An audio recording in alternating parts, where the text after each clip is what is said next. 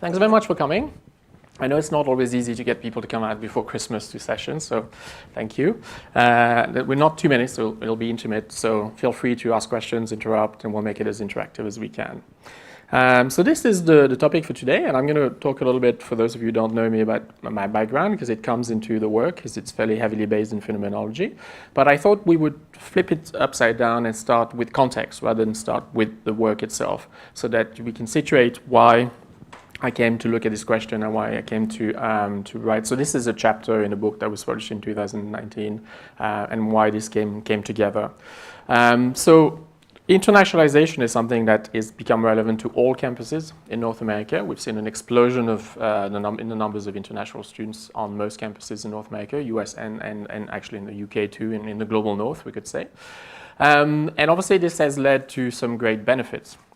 So obviously, financial. It's become the bread and butter of many universities. So I'm going to talk a lot about the last 3 years before I came to Royal Roads. I was at University of Prince Edward Island, and I'm going to be referring to that as a sort of case study. 27%, I think, now of international students on UPI. So even a very rural, very small province, still a huge amount of students. And that's actually something that for many universities has become a lifeline. So UPI is the only university in the Maritimes that has an intake of students going up as opposed to declining, and it's mainly because of international students. So obviously the focus is there, it's very present. So that's one of the benefits, obviously, the just financial sustainability. But obviously it's also brought a lot of other gains. A global lens added to delivery of our programs, forcing us to look at the international dimensions of whatever we're discussing, whatever we're teaching, whatever we're offering. So that's been great. A decolonization of the curriculum. So I find in Canada we talk a lot about decolonization of the curriculum because of the TRC, indigenous concerns, but we have to decolonize the curriculum when it comes to international students as well. So an experience I've had, for example, teaching a course in theory with students in a very first class saying, but isn't all that theory very Western? And what are you going to do about it? Right? So I think this has pushed us to think beyond the parameters of what we normally function within, and that's been great for the higher education context. Social gains in terms on an international scale. So we talk about social capital within our classrooms. Here we talk about the cohort model, but it's allowed us to do this on an international scale, which is great. So we don't just have the social capital forming on local and regional level, but we now have people creating these networks on international scales. And a globalization of networks and experiential opportunities too. So a lot of higher ed is geared now to focused on experiential learning, right? Taking that learning and connecting it to the outside world. But now it doesn't just connect with a regional context. We're allowing our students to connect, obviously, on the international scale.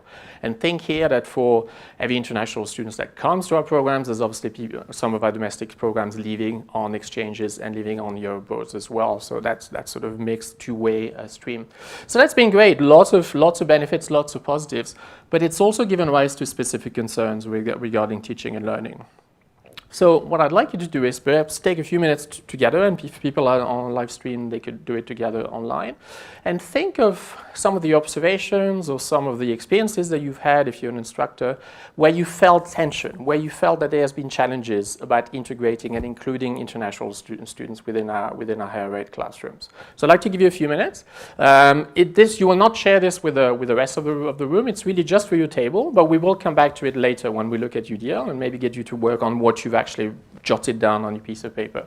So don't be afraid. You don't need to share. You don't need for visibility in the room, but do write things down, because I think it will help when we get to concretely look at how we can use UDL to try and get past those hurdles. So let's say we'll give you about 4 or 5 minutes. See if the conversation goes. We can give you a little bit more.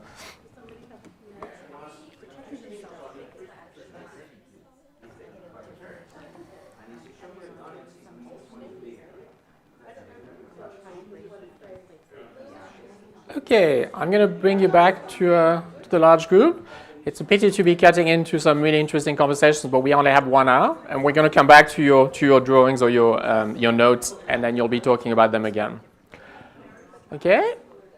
So don't worry, we'll come back to those conversations, but I just want to to move on a little bit with the presentation itself. So I wanted to do a personal introduction for those of you who don't know me, but also because, again, this chapter was written from a phenomenological sort of perspective, using my experience for 3 years as an academic lead on a program that had a very high proportion of international students on the master's level. So I'm going to highlight this, but I'm actually going to do it upside down, which would have made more sense because now I work here, I'm program head here, but before that I was assistant professor at University of Prince Edward Island, and before that even I was director of the Office for Students with Disabilities at McGill for 4 years. Before that I'd been a teacher, principal. I didn't want to stop working, so I thought, well, I do the PhD, I'll carry on working, get another job, and that's why I chose something a little bit out of my field and went to work in disability for 4 years. Did a lot of work around universal design for learning, a lot of work around social model. Then I finished PhD, got my first job at University of Prince Edward Island.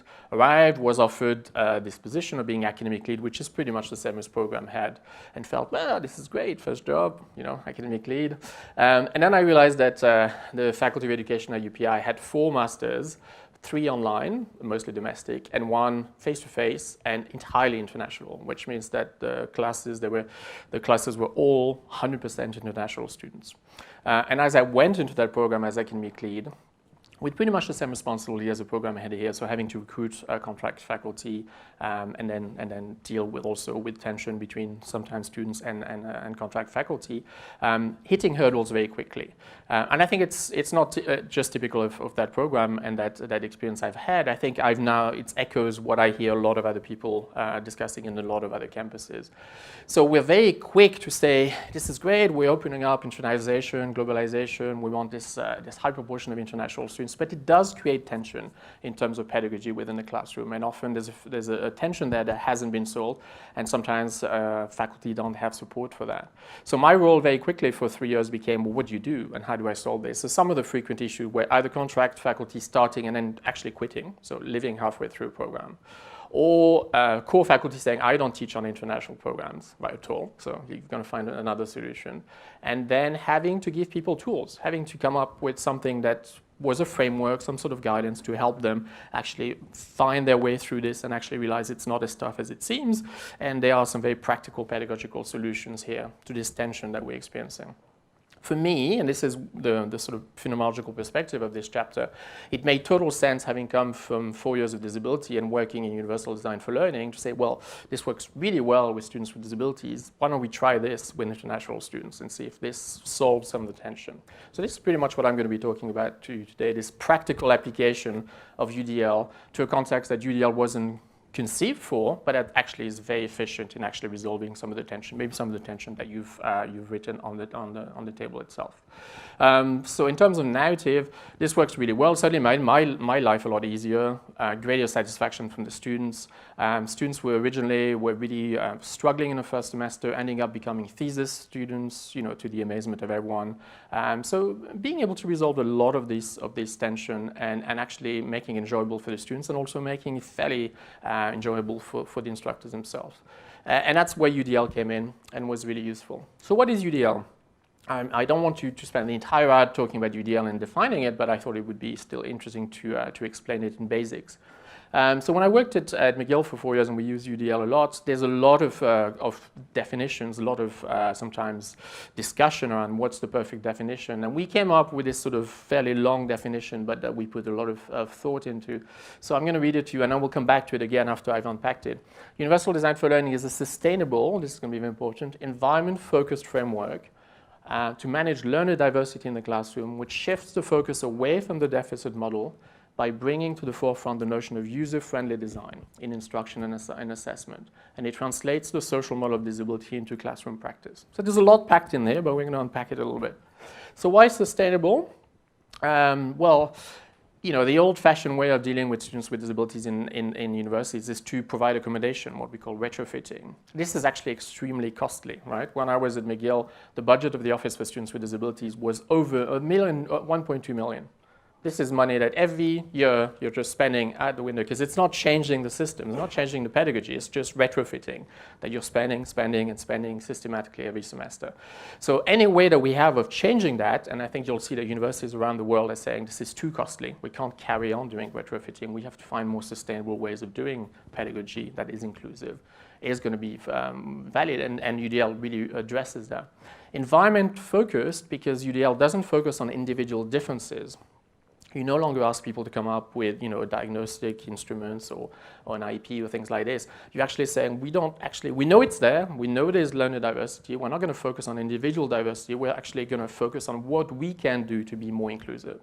So it shifts away from that individual focus that otherwise is very much there, onto the instructor, the department, or the faculty of the school, actually changing the way it does things to actually be inclusive in general terms, without having anyone to have to say, oh, I have an issue with access, I need something done.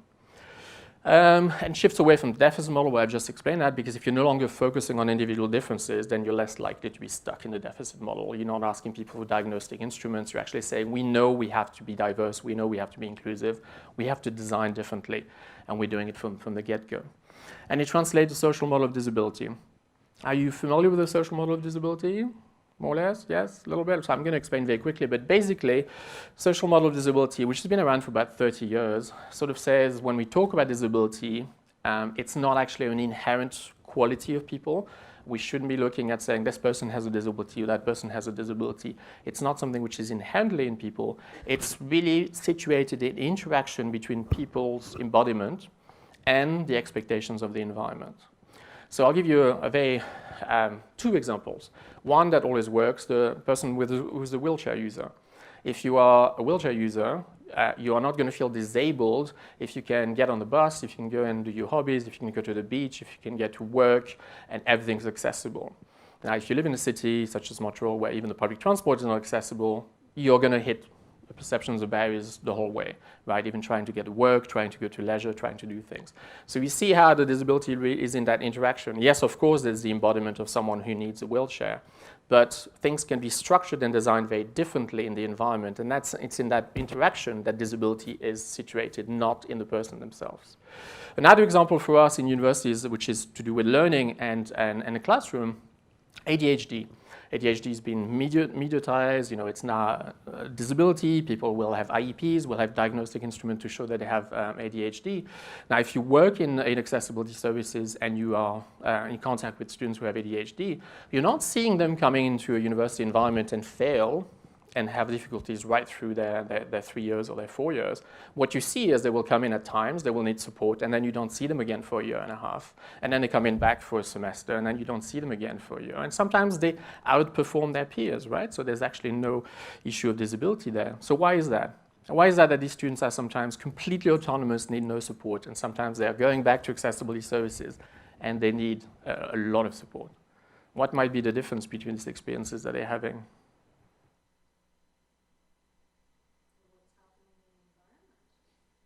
So what's happening in the classroom? So what sort of assessment are they subject to? Are they in a lecture only, stage on the stage, lecturing?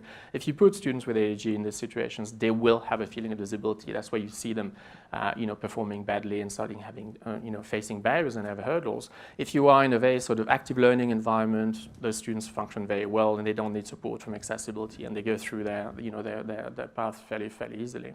So there you have, social model transferred to a classroom environment, and you can see that really it's not having ADHD, the disability, it's being an environment where things are not designed in a way that allows you to function in an autonomous way and to be sort of productive. So how does it do that? UDL then becomes a framework, so it has sort of categories, and there's 3 categories. So David Rose and a whole bunch of neurospecialists have used a lot of literature to sort of say, well, actually in learning there are 3 basic dimensions. And really, to try and be as accessible, as flexible as possible, we need to be as diverse and offer as much flexibility within these 3 dimensions. So I've done that, social model, I've come back to that. These are the 3 dimensions, basically. Multiple means of representations, multiple means of action and expression, multiple means of engagement. So this is a bit of a jargon that UDL has created, but what do they mean by that? Those are the 3 dimensions, basically, of learning. Representation is the way you provide information to learners. So think about all the ways in a classroom that you give information to learners when you're speaking, when you're projecting things, when you are talking, when you're giving resources. That's the action of representation. So having as much flexibility in that dimension, in that act. Action and expression is the opposite. When you're asking students to interact, to give feedback, to answer questions, to be assessed, to be talking to you, to be contributing, to be participating. So also giving as much flexibility to the students in the way they do that, in the way they're actually able to demonstrate those skills. And the last one, multiple means of engagement.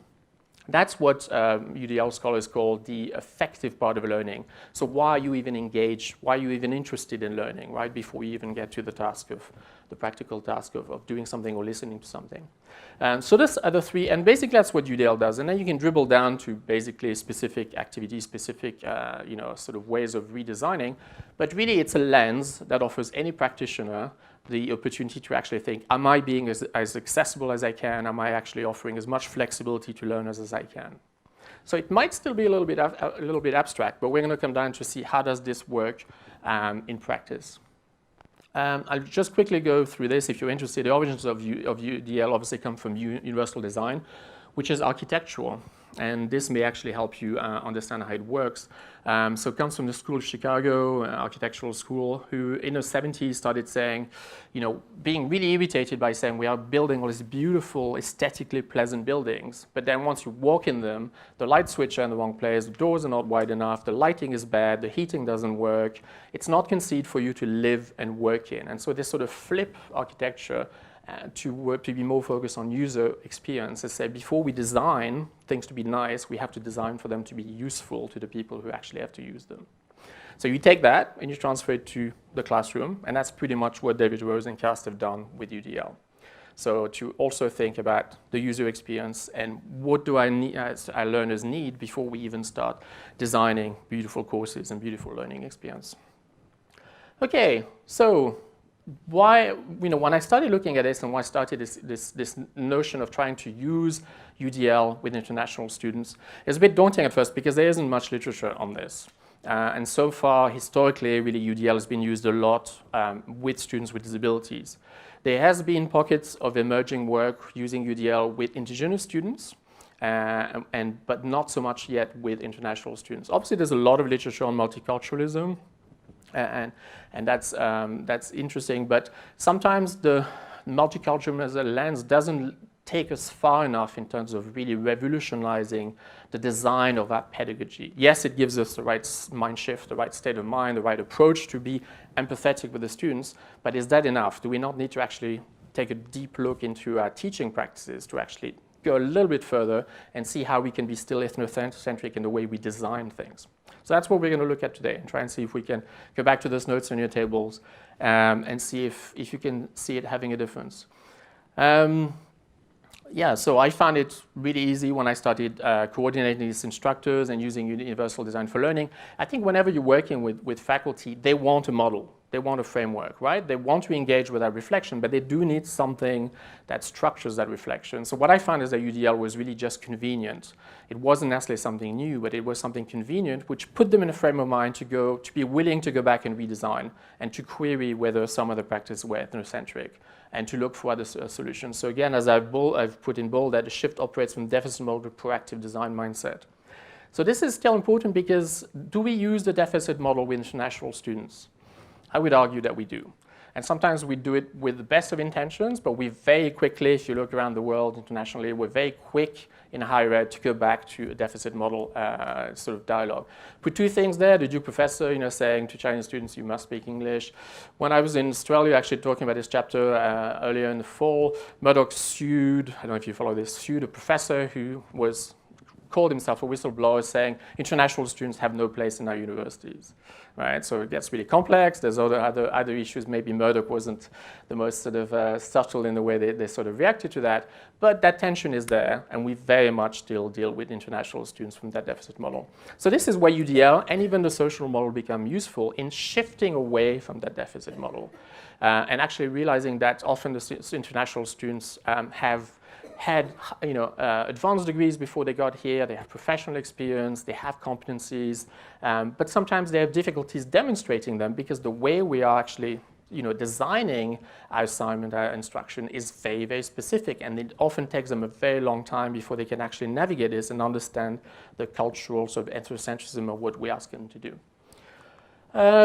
So I think at this stage, I'm going to, in the interest of time, take you back to your activity and give you about 10 minutes to think of some of the things that you wrote there and try and see if you could use UDL to think of a different way to approach some of the hurdles or the challenges that you've put on your form, on your paper, and then to come up with a different way of doing things and suggestions as to how our practices in higher education could change using something like UDL to offer more flexibility and to be less ethnocentric in the expectations that we have with international students.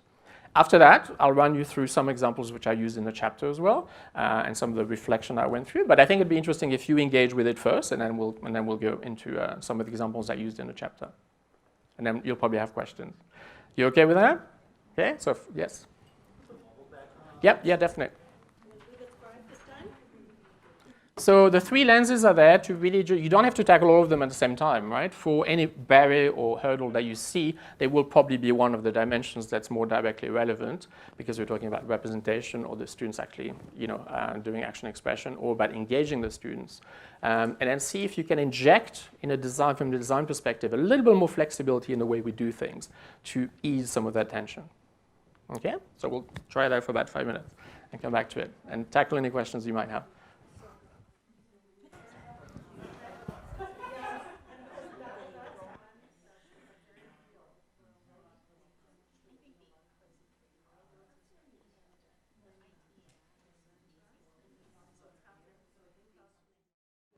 In the interest of time, I'm going to ask you to come back to a large group, if that's okay. Just so we can wrap up, but I'll keep it very interactive. So if you have questions or you want to contribute things from your table, feel free. We've got a microphone and we can integrate your reflection or your questions. And normally it gives rise to a lot of practical examples that people want to discuss. That's what I'm going to do. I'm going to take 3 examples from the chapter of a reflection going through this that I've lived through and worked through a redesign. And then we'll see if we want to open up and you have other questions or other examples you want to give. So obviously, in interest of time, in the chapter, I've given lots of examples within each of the categories, and they're sort of divided in the three axes of reflection. But I thought for today, I'd give you one example and try and go into a little bit more depth as to I'd lived through that redesign. So multiple means of representation. And for me, a big example has been the use of the LMS. So when I was there, we used Moodle too. And how we use Moodle as a depository especially for, obviously here we do a lot of online work, so we use it very differently, but don't forget in a lot of universities, we teach face-to-face. This was the case with this cohort. And then really the LMS was there as a depository for the notes, for the readings, and for things like this. So it can be very dry, and I think a lot of domestic students are fine with that, right? Well, you lecture, you do your class, and then you stick the notes and all the required resources onto Moodle. But I think it takes a complete different dimensions for international students. And what we found is that they became really, really dependent on the LMS and really did better or worse depending on what was available to them on the LMS and what instructors were actually providing. Now, we're used to providing a reading. But remember that when you have a student who arrives from China on their first semester and you give them a 5,000-word journal article, and then you go into class a week later and you say, and as I've heard people say, but they don't seem to have read it or understood it. It's very quick, again, deficit model. They didn't do the work, they can't understand it. But what I was seeing behind the stage is that these students were actually taking the dictionary and were reading this line per line. Now, how many of you domestic students are reading a journal article line per line? In abstract, go down to the findings. If they need to, they go back to the methodology. And that's the implicit messaging. So I'm going to talk about that a lot, the implicit messaging. Things that we take for granted, but we never actually take the time to actually explain to students that, in fact, that's when we say read this, we don't mean read this linearly from line 1 to the conclusion. And that often is a huge issue, right? So when we put readings, because international students obviously are battling the language of, trying to read things linearly, to use the LMS as a scaffolding tool, right? And it's easy enough when you are doing, and we do it for students with disabilities all the time. You're doing your formal reading, 5,000-word journal article, but often there's something on the website that's a lot shorter, a lot easier, less complexity, same content, but less density to get into. So you add that. Often now there's ready-made videos that will tackle the same topic, same concept, that give them another pathways, and that's what we talk about in UDL. It's offering people different pathways into your content. Now, it doesn't mean that you're not giving up on the idea that at one point they will feel comfortable enough reading that 5,000 word journal article. But in the meantime, you're giving them ways to get involved in the content, to master it, to get back to class and actually be able to be taking part in discussions, and then progressively to be tackling that big block, which is reading a 5,000 journal article in a second language. So something as simple as that, as using the LMS and systematically encouraging instructors to do that scaffolding, not just put one resource, but put several resources. When you think about the complexity of language, complexity of terminology, the time that they will require, right? Because you can't imagine if you're a student in a course, and you're international students, and you're taking 10 hours to read a journal article, and you've been given, 6 articles for next week.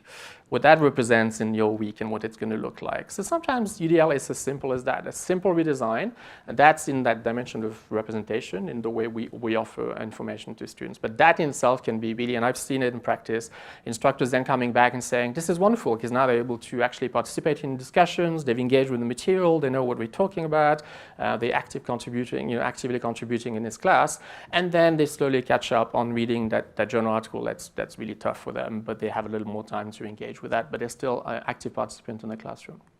So in terms of action expressions, often when you adopt that axis of design thinking in UDL, you're often going to be brought back to assessment, because obviously often when we ask contribution from students, we also are assessing them, whether it's writing or participation in class. So it's one that we come back to often in terms of assessment, and I thought I would tackle this. So the course I was teaching was a master's in education.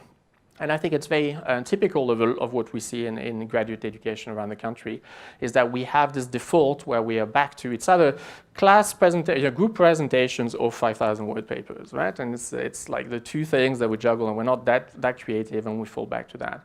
Now, that paper, and it's hard sometimes with instructors to move them away from that, because they'll say, well, they need to learn how to write an academic paper. And that's true. And I think when you do a reflection on UDL, you go back to what are my core objectives, what are my core, the core assessment I'm doing. There's nothing wrong with saying I am assessing academic writing. One of my assessment is a paper, and the students will have to work through the semester towards that. But you will find often that now instructors will have 3 or 4 assessments that actually have nothing to do with academic writing, but we still default back to, it's still going to have to be a piece of writing. And I've heard the conversation already on some of the tables. It's something that many faculties do sort of inherently. Just by having the flexibility to say, if I'm not actually assessing academic writing, why don't I give the flexibility to students to actually present in the format that suits them? So to do a podcast, to do a video, to do graphics, to do other things, to demonstrate their skills in another way. And I found once you get instructors to go through that process and to feel comfortable with this and saying, actually, yes, I'm only going to use papers when I'm actually assessing academic writing. When I'm assessing other skills, I'm asking them to do other things. Why am I systematically defaulting back to saying, I want this done in academic writing format? So just that, again, frees international students, I think, to demonstrate what they're able and what they're capable of in a really powerful way. And again, you get instructors coming right back to you and saying, this is amazing, because I thought they weren't connecting with the material. Now they're demonstrating that they understand it. It's rich learning. They're really able to do that. And they're demonstrating in a way that allows them to demonstrate their strength. Now, in disability, again, with UDL, we're very comfortable with that, right? Strength-based learning. So we give people the choice with students with disabilities to choose the ways that they're strong at, and they can demonstrate their skills from their strength perspective. Why not do the same with international students? And it works very, very well. Okay. And often I think there's really, again, the deficit model, and I heard several conversations around the room around the deficit model.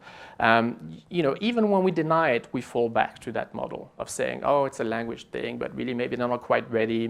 And really shaking people out of that and asking them to redesign in this way often allows them to then get that satisfaction of saying, actually, no, the students are highly engaged and they do deserve to be here and they are really getting to the gist of what we're doing, just because I'm giving them a little bit more freedom in demonstrating how they engage with this.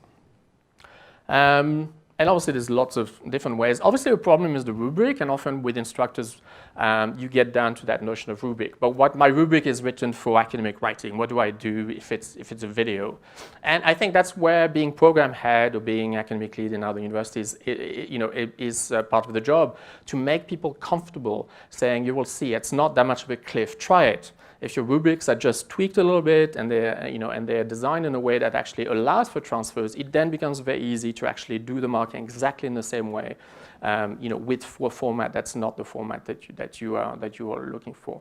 The amazing thing with this, obviously, and I think a lot of people who've tried it in other contexts will have the same feedback, is once you give students that flexibility, you often get work that exceeds your expectations. I had a student at one point say, can I do an animation? I'd never thought about it. So, I used to say podcast, video, text, graphics. I thought animation. And they, come back with 20 minutes professional level animations that totally get to the points that you're trying to assess and that you're trying to see demonstrated. So, having that openness to be willing to be surprised, to say, yes, I'm giving you that flexibility. You choose where your strengths are and you choose how you want to demonstrate what I'm trying to get you to demonstrate. I'm taking you now to the last dimension. I find this one tricky because in teaching generally, in pedagogy, we like to say we understand engagement. So it's one that's both easy for people to get comfortable with. Usually instructors and teachers always say, oh, this one I completely get. I understand how I need to show flexibility in that. But we don't often go very deep in that reflection. What is engagement? What actually creates that effective sort of part of learning? So I'll give you an example that's a little bit out of the box, but so I was teaching on a Master's of Education. And often, a lot of the assessment was asking them to reflect on practice. So here are these international students. They've flown over to Canada. They've been teachers elsewhere, but they've never been teachers in North American context. And we ask them to suddenly reflect on the connection between what we're teaching them and field practice, right? Which is something fairly ironic if you think they've never had the field practice part. And that's where the engagement was. How can you get them to do a rich, relevant, pertinent piece on connection with the field if you don't understand what the field was? And so there we were stuck thinking, well, we don't have time in this 18-month master to send them in the field, right? That's not an option that we have. So what else can we do? What else can we add to this? And I had a support from international students sort of support staff from the faculty itself. And we came up with this notion of starting a film club. And we started a film club, and every week we showed them a film, pop culture that dealt with education, with some aspect of education, to create this context, right? So that then anything else that they were actually thinking about, actually they were gaining that context of what does North American teaching and teaching concern look like for them to then have relevant reflections on this. And this was a complete and utter success. I mean, beyond all of our expectations, because not only was attendance high, participations in this was high, interactions and questions about, well, why is the film focused on this? Why is this theme there? Why is that? And that progressively through the semester was then building this background, right, this canvas for them to then have genuine and actually important reflection on what we were teaching in relation to the field out there. So that's, I think with engagement, sometimes we have to push a little further and go beyond. Sometimes it's beyond a classroom, right? Because we only have so many hours in the classroom to do that. And sometimes that creating that engagement with internationals needs to be school-wide or faculty-wide to look at what else is missing in that part. And again, that part of implicit messaging, I keep coming back to that, but I could give you hundreds of examples where in our practices, we teach for insiders. And then these students arrive and they're not insiders. And we forget to deconstruct the language so that they actually understand the expectations. So obviously it works with working on your rubrics, being explicit as possible, but that work is lifelong. If you're involved in a field, you have to carry on doing that continuously. An example I can give you, for example, in education, we love having assessments around journaling, right? You're journaling your learning or you're journaling your experience. Well, to an international student who has not come from, hasn't done an undergrad in Canada, the notion of journaling has no meaning, no relevance. So unless you spend the time to say, this is what culturally we mean by journaling in an education context in North America, then we have this blank face. We have students who disengage, who don't perform well because they don't even understand the purpose of your assessment before they even engage with the assessment. So these are all, I think, important reflections that we have to do and that UDL helps us. Again, I'd stress that sometimes people say, oh, UDL is a bit of a religion, it's like a sect, it's like a club. I don't see it as that. I really see it as a lens that's convenient. And often it actually brings back, I know at some tables people were talking about practices they already have, it brings it back into a convenient vehicle that is easy to explain to people who have never encountered it, easy to use with new faculty and new instructors when they're joining a school or program, and just also allows you to have conversations elsewhere, right? The great thing with this is you can jump on a plane, go to a conference somewhere else, and people start engaging with you on UDL because they go straight into this discussion that we're having, and we're able to get into rich conversations from the get-go and use the same language. That's all it really is. So why is it important? I wanted to finish with this, and the chapter goes on to quite a bit about this. Well, having worked in disability, we've been talking about UDL for a long time. Certainly in Canada, a whole decade when there's been sort of an active voice within Canada on UDL, but things don't happen. Why don't they happen? Because we still see disability as being a minority discourse. We know, there's 5% of students that register with accessibility, and yes, they're there, they're present, yes, we have to care for them, yes, we have a legal obligation, but we still react to it as a minority discourse. Now, I've discussed to you the relevance of it with disability. I've said there's emerging literature on using UDL with Indigenous students, and that's very powerful too. Jennifer Katz, if you're interested at UBC, does a lot of work on that. And here I'm talking about using it with 25, 26% of a campus when they are international students. When you put these three voices together, I'll let you do the mathematics, but you're no longer talking about a minority discourse. You're talking about a 40% slide of your campus that actually benefits them this and really depends on this to fully engage with their learning. So strategically, this is important too, because what I argue in the chapter is that advocates from UDL in disability and advocates from UDL international students sort of services and in Indigenous education need to come together to actually use this strategically on campus and show the relevance of this, because this is how change happens. When you show that we're in a neoliberal environment, you've got to show that it matters enough for the greater number of people that change needs to happen. And I think we're there. We have this conjuncture where that's another benefit from looking at UDL and using that vocabulary with international students. It becomes a catalyst for change. So what do we need to do differently? Create osmosis between accessibility services, international students, and Indigenous services. That's not easy because usually on campus we have different training, different backgrounds, different professional organizations. We're not used to actually go cross-sector and say, knocking on doors saying, hey, we should sit down and work like this together. When I was at McGill, we did a lot of that, and it did take a lot of proactive knocking on doors and knocking down doors and saying, hang on, we should actually be doing this together. So working with First People's House and working with International Students Office and saying, this is relevant to all of you and we actually need to use this vocabulary. So there's a lot of internal work that needs to be done at organization level. Widen the current wording of professional development around UDL so that international student support staff can identify with it and embrace it. Because one of the problems is, as I've said, historically, UDL comes from disability sector. So a lot of the examples, a lot of the illustrations that are given are very geared to disability. So we need to widen that and actually show the relevance to and use a vocabulary that is flexible and that works for any context. Encourage international support services to widen their discourse from multiculturalism to active discussion on pedagogy, because I think that's where we are, right? We're still saying, oh, we need to integrate students from multicultural perspective, make sure that they integrate it socially. It's beyond that. We need to look at the classroom. There's actually issues there that are happening in the classroom in terms of pedagogy, and I think we need to be lucid about that, and actually it's time to tackle that. And demonstrate to faculty that practices adopted for students with disability have great impact on the inclusion of international students. So what I had the chance to do for 3 years, but I think we can do it on any campus and in any sort of environment, and that is really beneficial. Any work that you do with UDL, anyway, whether it's disability or international students, it's really about encouraging people to try that and then to draw as much benefit from that, and that gives them the satisfaction to want to go back and try it a little bit more. It's not an overnight process, right? You don't look at UDL and suddenly say, I'm going back and I'm changing all my assessment, all my instruction. You do this progressively.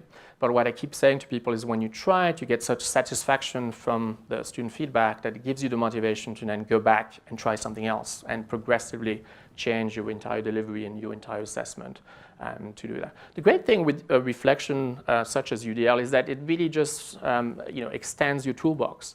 Every semester you try something else, then it's in your toolbox. Then you don't need to think about it again. That toolbox just becomes wider and wider and wider. Right? This notion of a rubric that can be used in any format of delivery. Once you've done that reflection, it's there. It's a reflex. You do it automatically. You no longer have to put effort into it.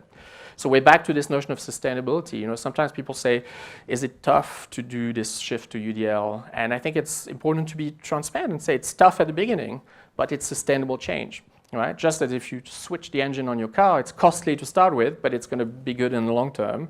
This is the same. It's about actually putting that little effort in redesign and actually being willing to actively start redesigning from a non-ethnocentric sort of perspective, and then that pays off. Then you no longer have to do the work. The benefits are long-term and are spread over many years.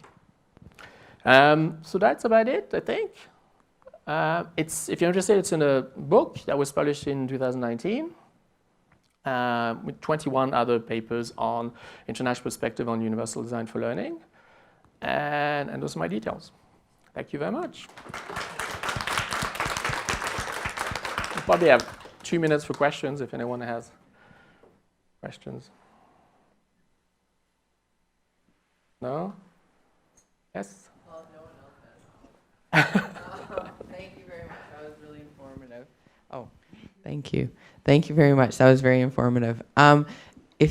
Just because I'm new to UDL, do you have I know at the beginning you had it on the slide, but just a very short definition just from the top of your head. The way I understood what you were saying, it's a way to make classrooms inclusive, but yeah, can you explain? So it's hard sometimes to be as concise as possible, but still keep enough in there to make it relevant. I would say it's a lens on your practice that pushes you to shift away from a medical model, a deficit model, and to put the onus back not on the person who's different, but on you and your practices as a designer. Right? As long as you keep those elements in there, you've got the crunch of UDL. Yeah. And if you're interested, if you're starting up, there's more and more resources. Sometimes it gets daunting because there's so many resources now. But one that's useful for us, there's a CAST used to have a website, but mostly for K-12. And now they've started a new website, which is called UDL on Campus. It's really easy to find. And it's a whole series of case studies, basically, of universities in North America that are showcasing what they're doing around universal design. So it's a nice, soft approach into it. UDL on Campus. Okay, thank you. Okay?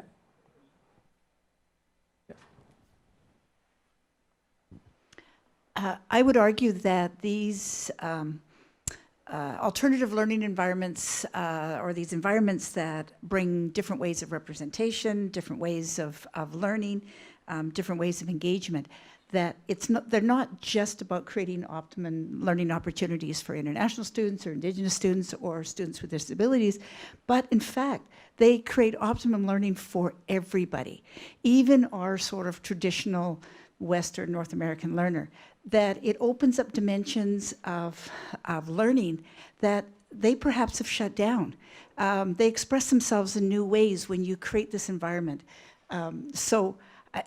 This is about multiple ways of learning that they optimize for everybody. I mean, they're wonderful environments. Absolutely. Thanks for that, Mark. And that's the cherry on the sundae, right? Once you embark on this because of the pressing need, you realize that actually it's benefits for all. And it was interesting when I presented this to Australian people at the end, said, what about the reaction of students who are not international and don't have disability? And I said, well, try it, and you will see that you get a lot of satisfaction from them too. And to finish on this word, but Cal said when you use UDL, you end up with an expert learner, and the way they know themselves and their strengths and the best ways to demonstrate their learning. So that's the hope. Thank you very much. Thank you.